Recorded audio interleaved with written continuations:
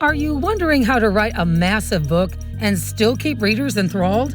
In this video, author Andrew Meier discusses the challenges and tricks he used to write Morgenthau, Power, Privilege, and the Rise of an American Dynasty.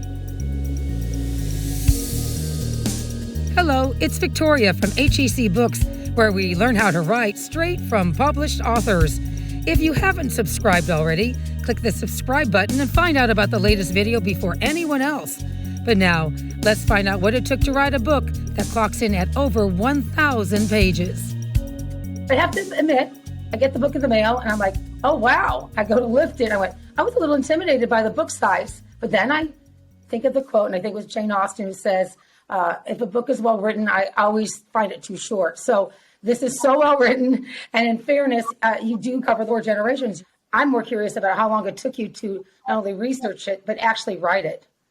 Yeah, well, thank you. It's a great question. All told, more than a decade. I did do a documentary film along the way, and I did launch and start and chair an undergraduate journalism program here in New York.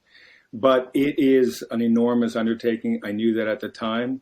4 generations. I didn't know much about the first generation at the time. I knew something about the DA of New York, Robert Morgenthau. Each generation left millions, really millions of documents. And so I researched in archives around the world. I interviewed more than 350 people, many of them many times. I drove them a little crazy with my questioning. And then, of course, as you said, the writing and the rewriting took more than 3 years. And then we had the pandemic. So I couldn't be more happy that it's out now. And I actually think it's a really good time for this book for a lot of reasons. Certainly. But did you and your editors discuss the length? You know, the book was acquired by a brilliant editor in New York named Susan Campbell, who unfortunately, I wrote it for her. Every day I was thinking about her. She loved the idea of the book. She died far too young. She died suddenly, about 2/3 of the way through the project. It was very close to her heart. And she was the one who blessed me with those first words. When I started, believe it or not, Victoria, I sent chapters, draft chapters, within 9 months of signing the book contract in 2009. And then she said, I can't believe we're getting, draft chapters already. Go as long as you want.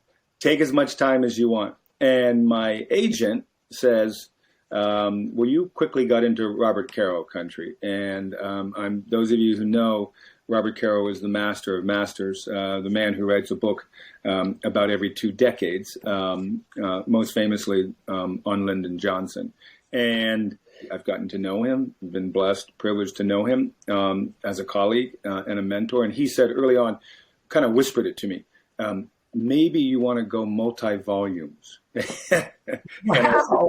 And I said, no, we have 2 young daughters. I want to preserve my family.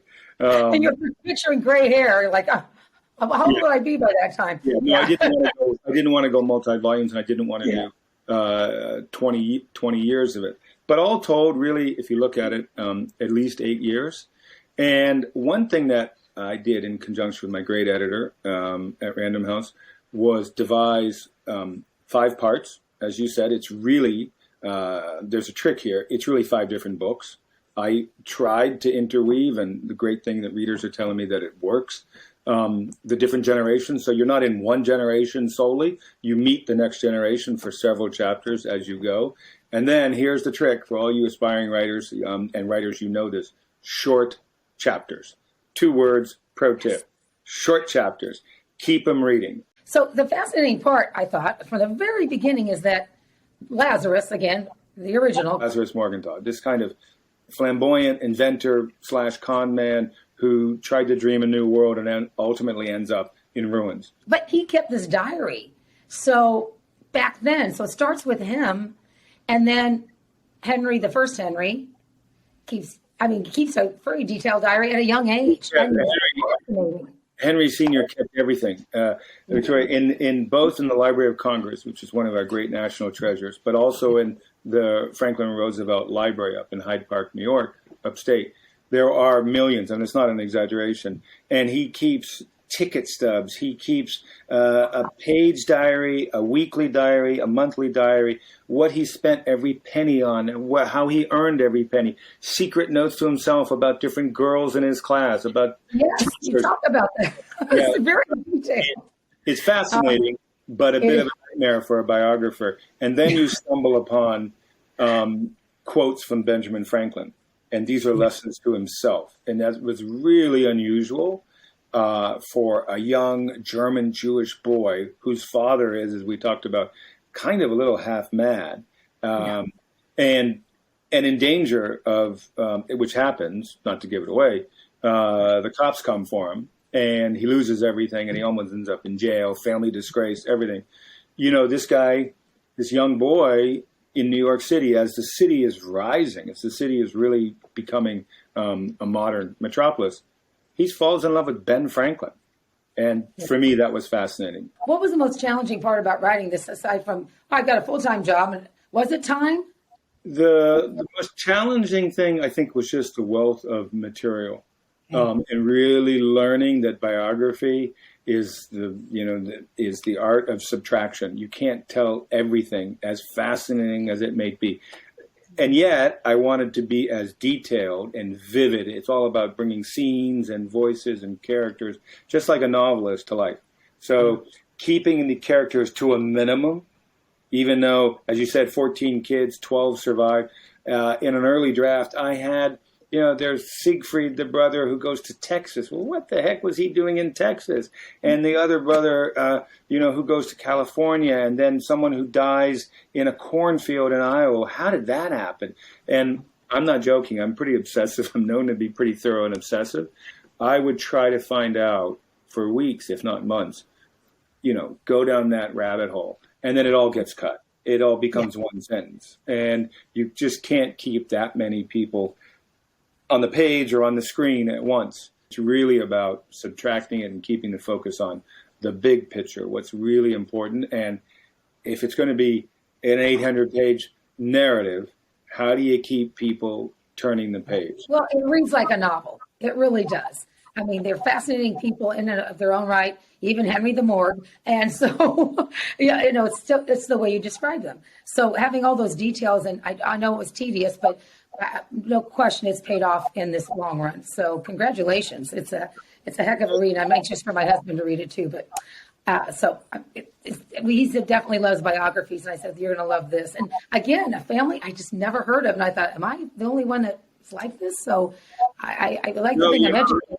You're not. And as a friend of mine likes to say, no, you haven't heard of them yet, but you will. And it's not really, it's really, as you brought out, it's really a story about America. It's really a story about the great immigrant story and kind of the hope and promise of what it means to be an American. It sounds cliche, it sounds corny, but that's really at the heart of what they stood for and what they tried to achieve. And I hope that comes through.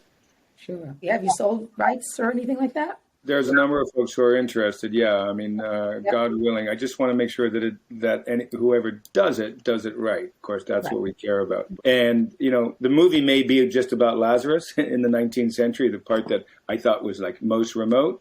That may be the most blockbuster story because it's rags to riches, back to rags for him. The nice thing is one of the first comments I got from a reader was, it's a long book.